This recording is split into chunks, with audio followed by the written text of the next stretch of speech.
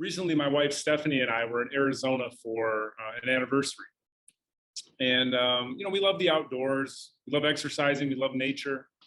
And we had heard about a hike. In Michigan, we don't get to do a lot of mountainous hikes, as you know.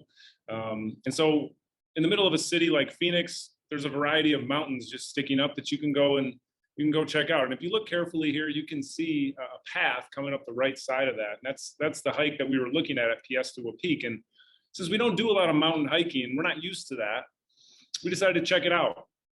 And what we saw was on All Trails app was we saw a couple of things. First, what we saw was about 1,200 feet of elevation over about 2 miles, which is pretty steep. It's pretty straight up in the air. All right, the next thing that we saw was that it was hard and it was difficult and all these other things. And we just don't see a lot of hiking like that around here. And so we had this hard, adventurous thing, and we're like, you don't get this opportunity a lot. Maybe we can do this mountain hike in the middle of Phoenix. And that's Trail 300, but also there's Trail 304. And Trail 304 looks a lot more like Michigan to us. Moderate, 1.4 miles, only 180 feet of elevation. That seems a little more like what we're used to, a little safer, a little simpler, a little more comfortable for us from what we're used to. And so we had a choice. What I want to say is that both of these paths lead forward. Both of these paths provide fitness. They both provide an opportunity for us to be in nature, to see what God has created, for me to spend time with my wife, develop our relationship. They both provide this. But there was certainly a choice of if we should choose something more adventurous, harder, more challenging, or if we should choose something we're comfortable with. And I just wonder if from time to time you aren't faced with a similar situation as you parent, as you lead, as you do what you do. 5 years ago in Chicago, I was at a professional development session for athletic directors where the topic was college readiness. The speaker was describing some information that shocked me as an educator. And this 1-hour PD session presented me with one of these forks in the road.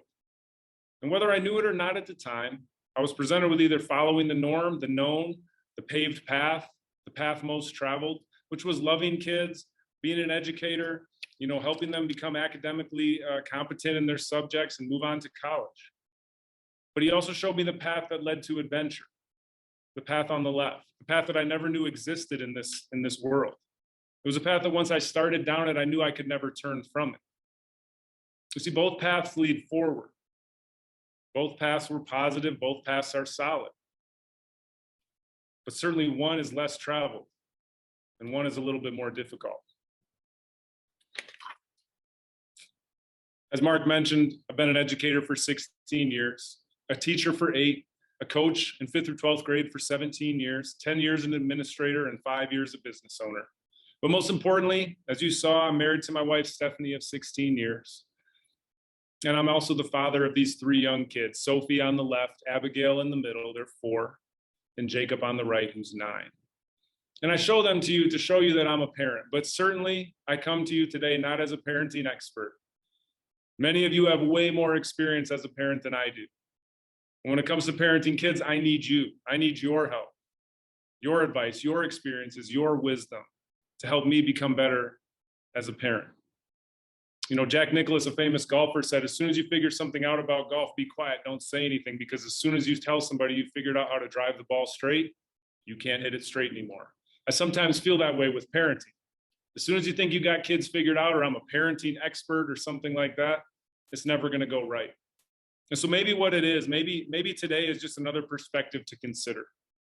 Another voice that maybe helps you decide the best way forward. Everybody has different kids and they all behave in different ways and they're all unique individuals, but maybe today provides you a couple of perspective opportunities that could enhance or help the way that we lead our kids moving forward. Grit leadership exists to equip and empower leaders to build a gritty, more resilient generation. My goal today is to provide you 3 forks in the road, 3 choices.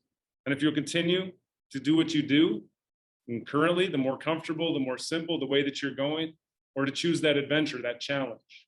And if you're already on that path to challenge, I hope this is an encouraging time for you to show you to keep going, to keep pushing, and to keep climbing that path, even though it's harder, even though it's more difficult.